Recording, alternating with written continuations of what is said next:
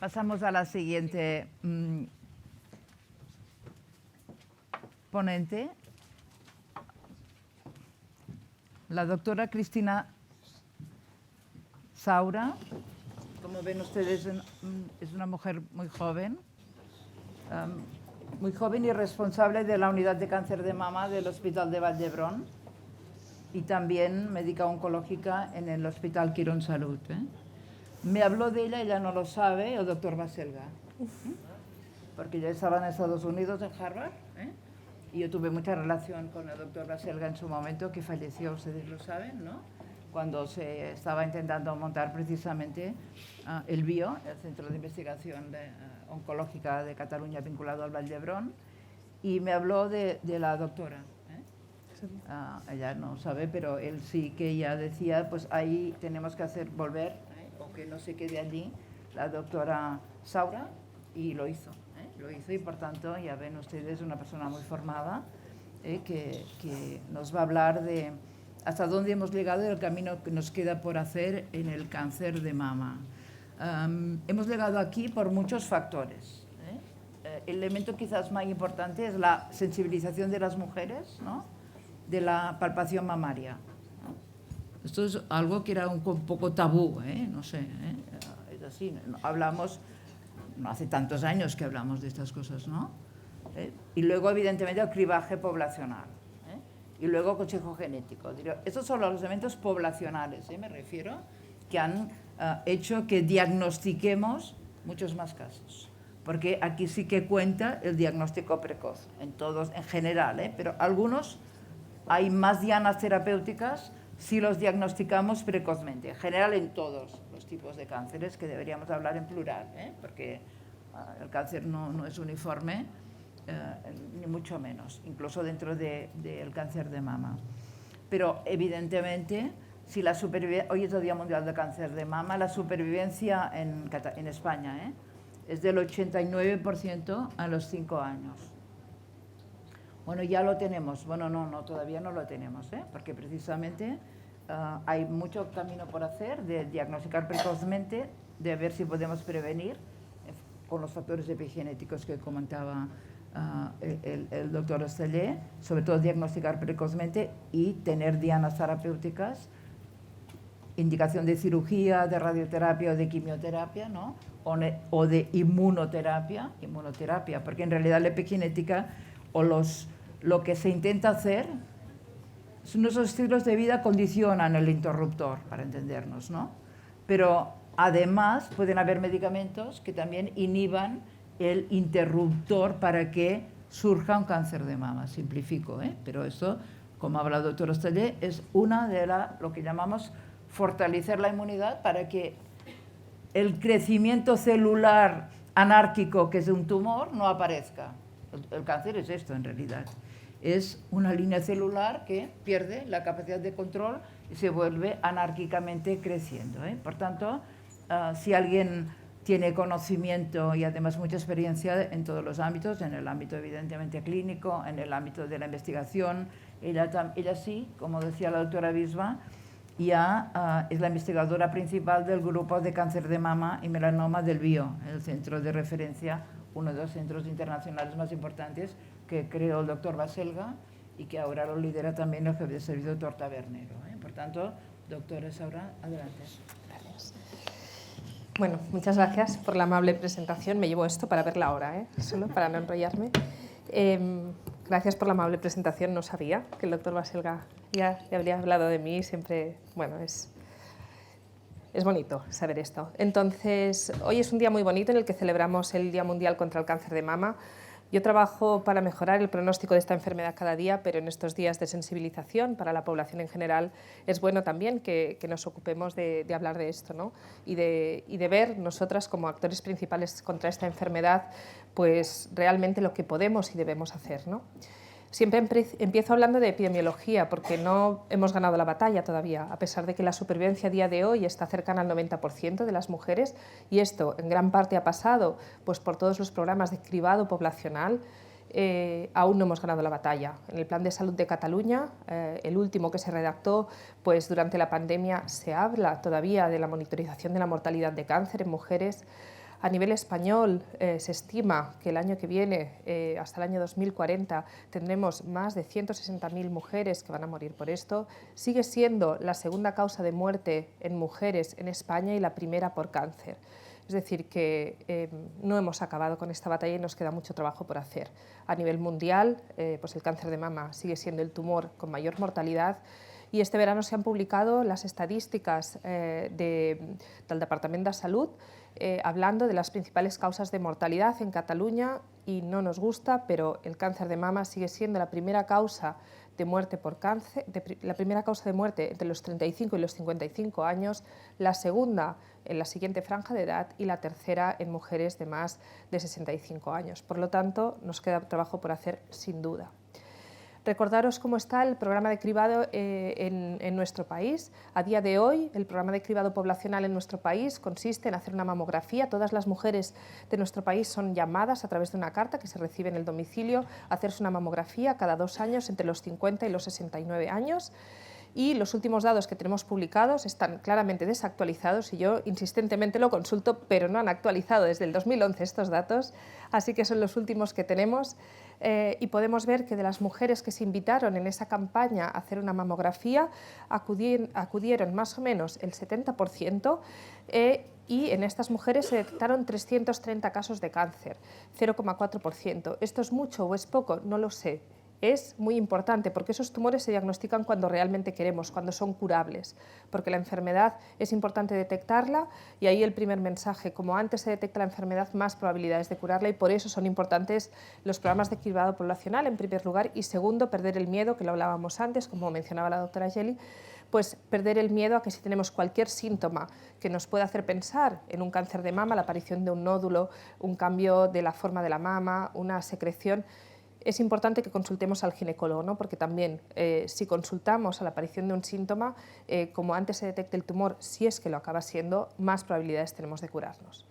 Dentro del cribado poblacional hay excepciones. Antes nos hablaba el doctor Estellé de las mutaciones genéticas como BRCA1 o BRCA2. Sabemos que a día de hoy hasta el 5 o el 10% de los casos se pueden explicar únicamente por causas genéticas que se heredan y para esa población en concreto, en Cataluña al menos tenemos todas las mujeres acceso a una unidad de consejo genético que va a evaluar bien la historia familiar y personal de cáncer, va a poder hacerse un estudio genético y eso va a llevar a día de hoy a adaptar el programa de cribado poblacional para estas mujeres que, por ejemplo, no hacen solo mamografías, sino que se añade en su cribado la resonancia mamaria para detectar tumores cuando son más pequeños. Pasada esta primera parte, quería explicarles un proyecto y lo que diría que ha sido nuestro granito de arena en la contribución en la lucha del cáncer de mama más destacado de este año. Esta es una investigación que hemos llevado a cabo en BIO, en el Hospital Vall d'Hebron, que se centra específicamente en un trabajo que intenta dar respuesta a una necesidad, ¿no? El cáncer de mama diagnosticado en el posparto. Nosotros tenemos una unidad de cáncer de mama especializada en tratamiento de cáncer de mama durante el embarazo y en el posparto y en estos últimos 20 años hemos tratado casi a 100 mujeres en esta situación tan concreta, diagnóstico durante el embarazo. ¿Os imagináis? Qué difícil. Pues bueno. Esta situación es muy compleja, pero vimos que no solo esto era una situación compleja, sino que veíamos que en el posparto también diagnosticábamos a muchas mujeres y la última definición que se ha publicado de lo que es el cáncer de mama en el posparto, que yo discrepo un poco, pero bueno, lo que se dice a día de hoy, el cáncer de mama en el posparto incluye todos los tumores diagnosticados hasta 10 años después del parto. Eso significa que estamos incluyendo ahí hasta el 55% de las mujeres diagnosticadas en menos de 45 años. ¿Qué sabemos de esta población? Pues que estos tumores diagnosticados en el posparto, como pueden ver en esta diapositiva, la línea verde, son tumores que tienen peor pronóstico porque se dan en mujeres jóvenes, porque muchas veces se diagnostican cuando el tumor está más avanzado, porque los cambios del embarazo y la lactancia hacen que a veces un tumor más pequeño no se pueda detectar y porque la biología del tumor, sabemos que las mujeres cuando nos embarazamos a una edad joven, y joven digo menos de 30 años, es un factor protector, el embarazo y la lactancia, pero los embarazos después de los 35 o 40 años pueden convertirse en lo contrario, ¿no? En un factor de riesgo, porque sabemos que hay un momento en la involución de la mama cuando vuelve al estado normal, puede haber más facilidad en que aparezcan metástasis, ¿no? Si esto lo vemos, pues que el cáncer de mama aumenta con la edad, nos explicaba el doctor Esteller, ¿no? Los factores epigenéticos, la edad aumenta el riesgo del cáncer. Esto lo juntamos con que las mujeres nos embarazamos cada día más tarde y les he puesto aquí las gráficas del Instituto Nacional de Estadística. En España, a día de hoy, la curva verde es la edad media al primer embarazo, está por encima de los 31 años en España.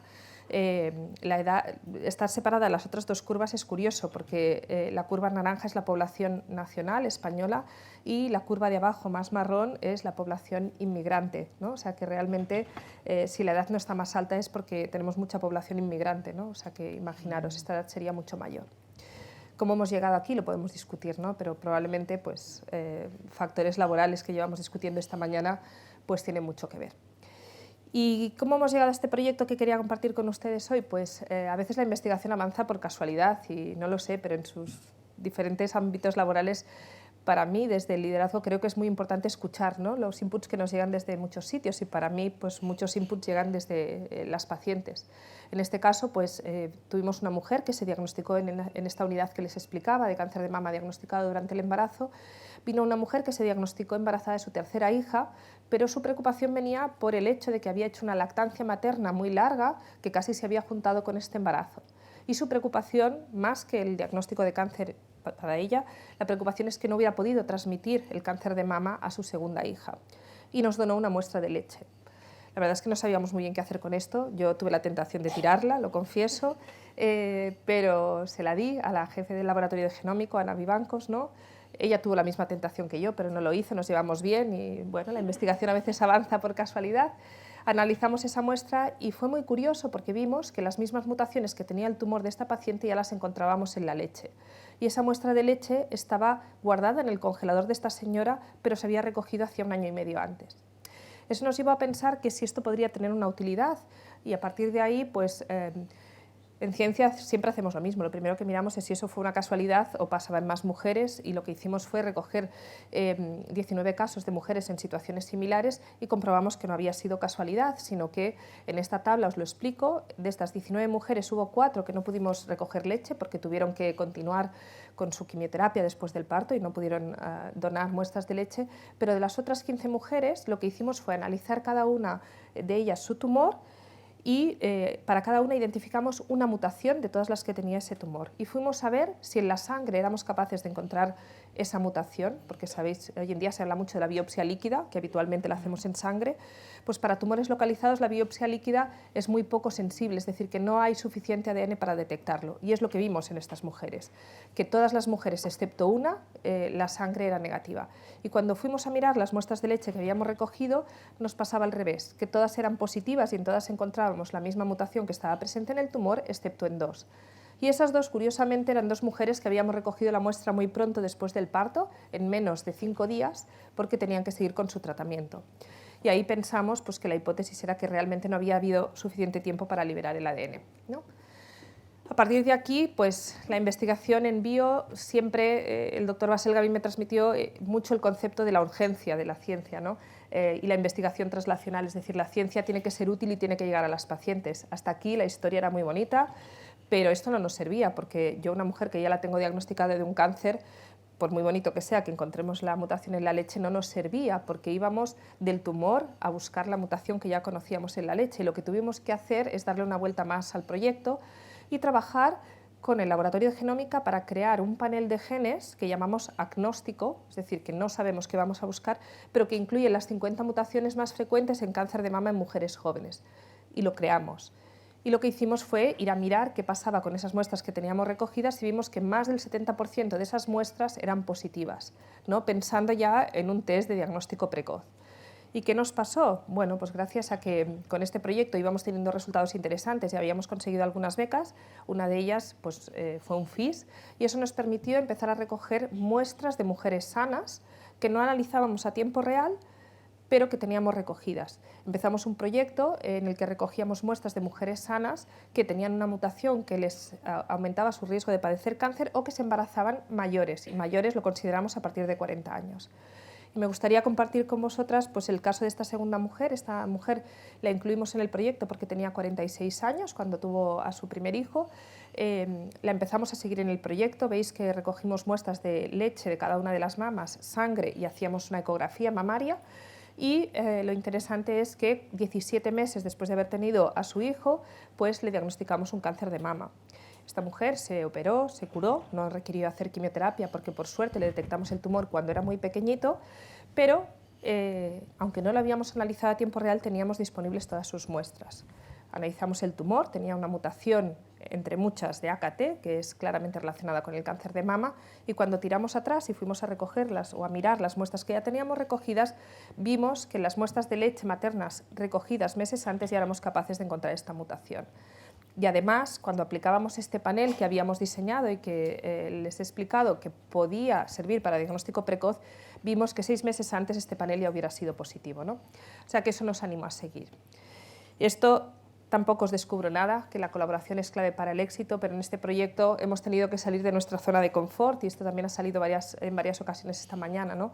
Yo soy oncóloga, pero para este proyecto he tenido que trabajar con los obstetras, con los ginecólogos y aunque seamos todos médicos, salir de una especialidad en medicina es algo muy diferente y los obstetras están centrados pues, muchas veces en atender una patología de mujer sana, es decir, un embarazo, ¿no? Y meter este factor ha sido disruptivo, pero también bonito, ¿no? Y toda esta gente pues, hemos colaborado en conseguir este proyecto. Nos queda trabajo porque ahora nuestro objetivo es reclutar un estudio en el que queremos incluir 5.000 mujeres sanas para demostrar realmente que este test va a ser útil, ¿no? O sea que ahora estamos en busca de 15 millones de euros para conseguirlo. Si conocéis algún donante, estamos encantados. Pero bueno, este es parte de nuestro trabajo, ¿no? El pedir becas y en buscar donantes que nos ayuden a financiarlo, porque pensamos que es útil. Y ya para ir acabando, ¿no? ¿Cómo hacemos todo esto? Quería compartir con ustedes el modelo del IOB, de Quirón, porque también quizá el modelo de Vall-d'Hebron es más conocido, ¿no? Porque salimos más en los medios, porque lo vemos más, pero también en centros privados en Barcelona se hace muy buen trabajo. Yo trabajo en el IOB, veo solo pacientes con cáncer de mama, pero a día de hoy yo creo que el acompañamiento que se puede hacer tanto en centros privados como públicos es excelente, ¿no? Hemos pasado ya no solo de tratar a las mujeres, sino en acompañarlas también en este camino, ¿no? A día de hoy es muy importante la investigación, esta investigación que he compartido con ustedes, una investigación más básica o proyectos más de investigación, pero los ensayos clínicos son claves, ¿no? Diría que aparte de los programas de cribado y el diagnóstico precoz es el segundo factor que claramente ha influido en mejorar el pronóstico de las pacientes con cáncer de mama, ¿no? Sin duda a día de hoy pues tratamos a las mujeres siempre en equipos multidisciplinares, no decidimos el oncólogo solo, sino es súper importante que todos los actores implicados, el cirujano, el oncólogo, el radioterapeuta, el cirujano plástico, ¿no? Los resultados estéticos son importantes. Discutamos una estrategia global para las pacientes y esto ya no solo se hace en los grandes hospitales, sino también en centros pequeños. En cualquier unidad de tratamiento que se precie hay que tomar decisiones en unidades multidisciplinares y después básico, pues los ensayos clínicos y la oncología de precisión buscando cada vez más un tratamiento que ayude a cada mujer en concreto, ¿no?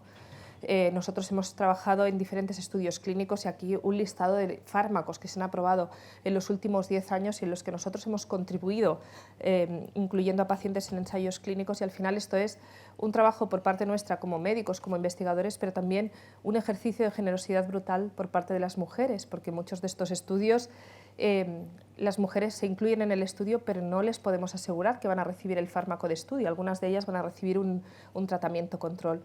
Pero es verdad que gracias a la generosidad de todas las mujeres que deciden participar en estos estudios, no solo se benefician muchas de ellas porque reciben fármacos antes de aprobarse, pero también ayudan a las mujeres que vendrán detrás, ¿no? Y yo creo que este punto de generosidad entre todas es muy importante, ¿no? Aquí, para acabar ya, una foto del equipo que formamos parte en el IOB, que tratamos pacientes con cáncer de mama.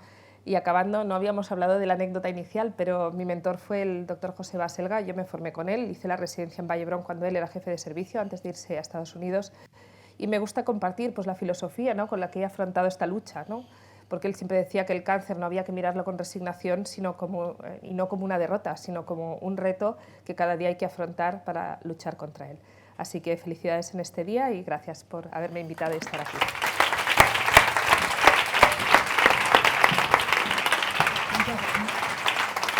Muchas gracias a la doctora Saura. Imaginamos el futuro, si la leche materna va a ser, vamos a cribarla, ¿no?, para poder diagnosticar precozmente precisamente un tipo de cáncer de mama con mayor mortalidad. Este es el objetivo. de una investigación inédita que lidera la doctora Saura. Nos damos un minuto para una pregunta que quiero hacerla, porque tenemos establecido en el sector público, me refiero, un programa de cribaje que ha dado sus resultados extraordinarios. Sí que debe haber algún dato y ya me ocuparé yo de que publiquen los datos, a ver si me escuchan, porque hoy que es el día, he oído que en el año 2022 en Cataluña, gracias al cribado, se habían diagnosticado 1.300 casos nuevos, digamos. Por tanto, en algún sitio están, otra cosa es que no están publicados. Pero bueno, esto es una anécdota. Pero debemos avanzar. La pregunta es que hace muchos años que nos la planteamos, pero hay evidencia, hablo poblacional, cribado poblacional, no cribado para personas con riesgo. Hablo si debemos avanzar la edad de cribado poblacional en España. Esto es lo que me refiero, si a los 40 años, si tienes, antes lo comentábamos porque esto es un debate científico de calado, desde el punto de vista de salud pública, coste-efectividad. Aparte no es un tema de precio ni de organización, que también, pero no es al menos, en fin, cuando yo tenía responsabilidades no lo era, sino era la efectividad. Es decir, el cáncer en mujeres jóvenes tiene un crecimiento mucho más rápido que en mujeres posmenopáusicas, ¿vale? Por tanto, el cribado en mujeres a partir de los 50 años, cada 2 años, permite detectar tumores, ¿no?, con mucha capacidad, altísima capacidad de curación. La duda era, y por eso te lo pregunto, porque a mi entender hay otro elemento importante, que muchas mujeres en la privada hacen cribado antes.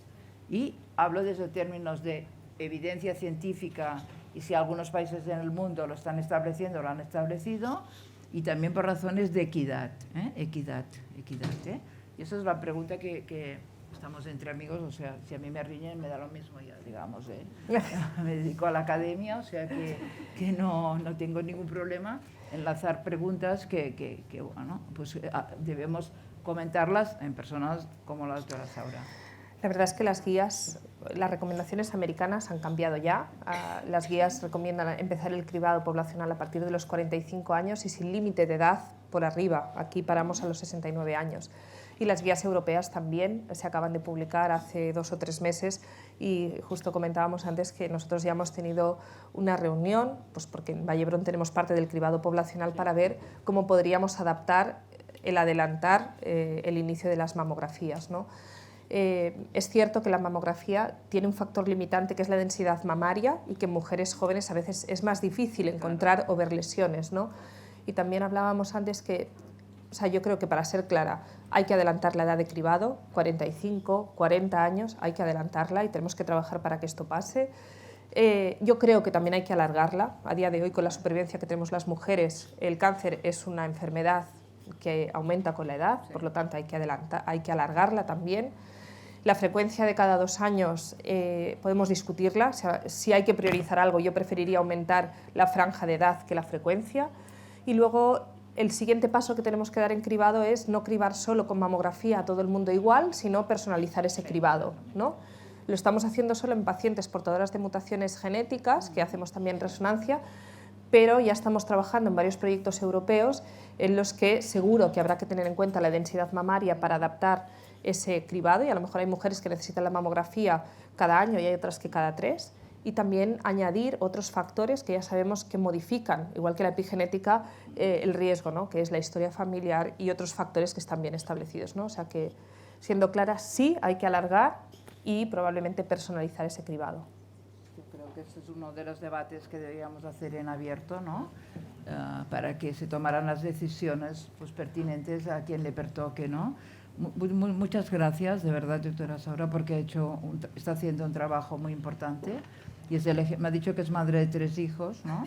Es la evidencia, ¿no?, de que a pesar de las dificultades, cuando uno tiene talento, trabaja, equipo, visión como la que tú tienes, podemos, no solo tú personalmente y profesionalmente, sino avanzar entre todas. Muchas gracias. Gracias.